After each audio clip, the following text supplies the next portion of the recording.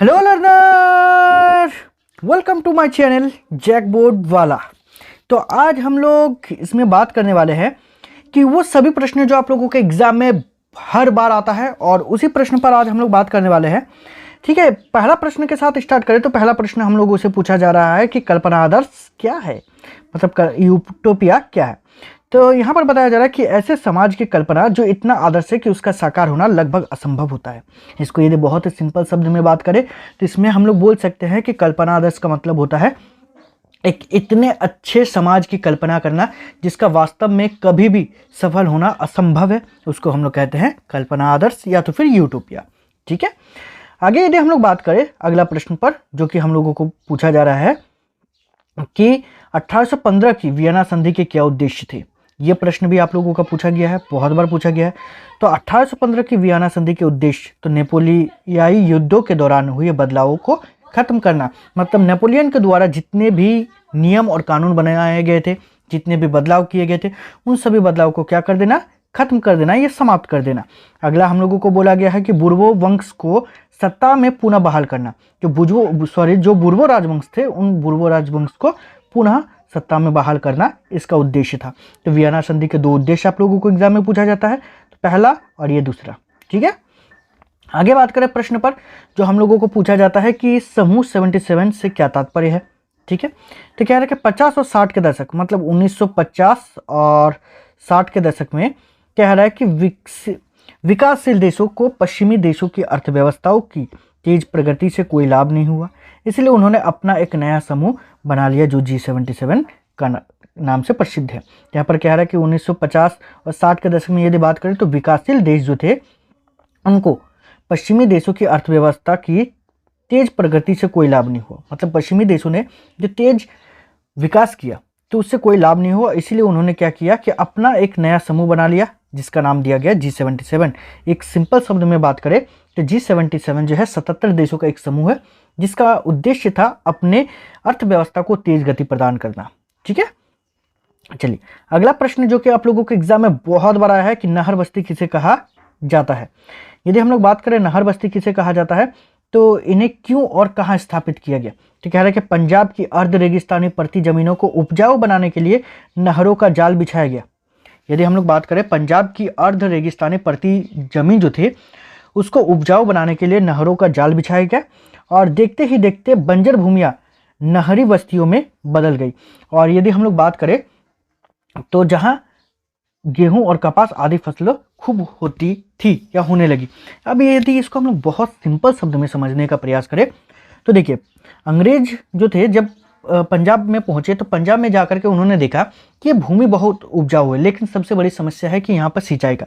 तो इसीलिए उन्होंने क्या किया कि नहरों का जाल बिछा दिया गया ताकि उस नहर का उपयोग करके सिंचाई किया जा सके।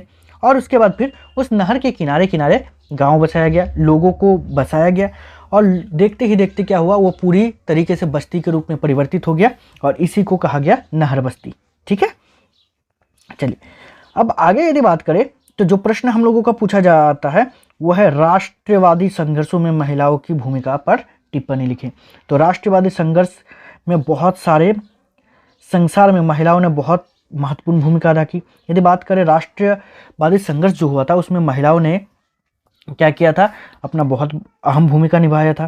कह रहा है कि राष्ट्रवादी संघर्षों में यद्यपि महिलाओं ने बढ़ चढ़कर भाग लिया, फिर भी उदारवादी आंदोलन के अंदर महिलाओं को राजनीतिक अधिकार देने का मुद्दा विवादास्पद रहा। देखिए, महिलाओं ने क्या किया, राष्ट्रवादी संघर्ष जो था उसमें बहुत ही बढ़ चढ़कर के हिस्सा लिया था, परंतु महिलाओं को उदारवादी जो आंदोलन के अंदर में यदि बात करें महिलाओं को राजनीतिक अधिकार देने का मुद्दा विवादास्पद रहा। मतलब ये विवाद बना रहा कि क्या महिलाओं को अभी भी अधिकार मिलना चाहिए या फिर नहीं मिलना चाहिए। ठीक है, आगे यदि बात करें हम लोग तो कह रहे हैं कि महिलाओं ने अपनी राजनीतिक संगठन स्थापित किए, अखबार शुरू किए तथा राजनीतिक बैठकों में भाग लेना प्रारंभ किए। तो महिलाओं ने क्या किया, तो राजनीतिक संगठन स्थापित किया, अखबार शुरू किया अपने लिए, उसके बाद राजनीतिक बैठक में भाग लिया। ठीक है, साथ ही साथ कह रहा है कि परिणाम ये हुआ कि महिला अधिकारों की प्रगति, उदारवादियों तथा शासकों के विचारों में परिवर्तन हुआ तथा महिलाओं के सामाजिक, आर्थिक तथा राजनीतिक अधिकारों का मार्ग प्रशस्त हुआ। और उसके बाद फिर जाकर के जो उदारवादी लोग थे तो उन लोगों का दिमाग परिवर्तन हुआ, उन लोगों का सोच परिवर्तन हुआ और अंत में महिलाओं को सामाजिक, आर्थिक और राजनीतिक रूप से अधिकार दिया गया। ठीक है, उसी के साथ साथ हम लोगों का एक प्रश्न जो है वो भी पूछा जाता है बहुत बार कि खिलाफत आंदोलन पर संक्षिप्त टिप्पणी लिखे। ठीक है, ये सभी प्रश्न जो मैं बता रहा हूँ ये शॉर्ट में बता रहा हूँ, इसके बाद जो वीडियो आएगी उसमें लॉन्ग में बताऊंगा। तो इसीलिए आप लोग चैनल को सब्सक्राइब कीजिएगा और अपना फ्रेंड के साथ शेयर जरूर कीजिएगा। आप लोग शेयर कर ही दीजिएगा, ठीक है ना, इसमें पैसा नहीं लगता है। खैर, तो यदि हम लोग बात करें खिलाफत आंदोलन के बारे में, तो कह रहा है कि प्रथम विश्व युद्ध में ऑटोमन तुर्की की हार हो चुकी थी। पहला विश्व युद्ध में बात करें तो ऑटोमन तुर्की की हार हो चुकी थी और इस आशय की अफवाह फैली हुई थी कि इस्लामिक विश्व में आध्यात्मिक नेता ऑटोमन साम्राज्य पर एक बहुत सख्त शांति संधि थोपी जाएगी। और उसके बाद ये एक अफवाह फैल गई थी कि इस्लामिक विश्व के आध्यात्मिक नेता जो खलीफा जिसको कहा जाता था, तो उसको ऑटोमन साम्राज्य पर क्या किया जाएगा, एक बहुत सख्त सख्ती से शांति संधि थोपी जाएगी। ठीक है, और उसके बाद फिर कह रहा है हम लोगों को कि खलीफा के आत्मसम्मान की रक्षा के लिए मार्च 1919 में बॉम्बे में एक खिलाफत समिति का गठन किया गया।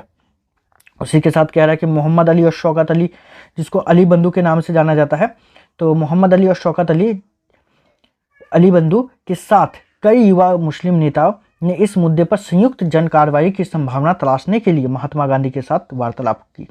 और उन लोगों ने इसके लिए क्या किया कि महात्मा गांधी जी के साथ इस मुद्दे को लेकर के आए और उसके बाद फिर इसको सॉल्व करने का प्रयास किया गया। साथ ही साथ यदि बात करें तो सितंबर 1920 में महात्मा गांधी सहित दूसरे नेताओं ने यह बात मान ली कि खिलाफत आंदोलन के समर्थन और राजस्व के लिए एक सहयोग आंदोलन शुरू किया जाना चाहिए। और उसके बाद फिर जाकर के सितंबर 1920 में महात्मा गांधी सहित दूसरे और भी जो नेता थे उन लोगों ने मान लिया कि वास्तव में खिलाफत आंदोलन का समर्थन करना चाहिए।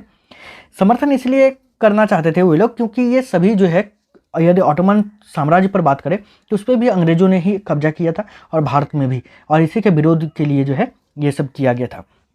ठीक है, तो ऐसे ही और भी वीडियोस आप लोगों को चाहिए तो चैनल को सब्सक्राइब कीजिएगा और मेरा मोटिवेशन लेवल को बढ़ाने के लिए अपने फ्रेंड के साथ शेयर जरूर कीजिएगा। ठीक है, तो इस वीडियो में इतना ही, मिलते हैं नेक्स्ट वीडियो में, तब तक के लिए बाय, थैंक यू।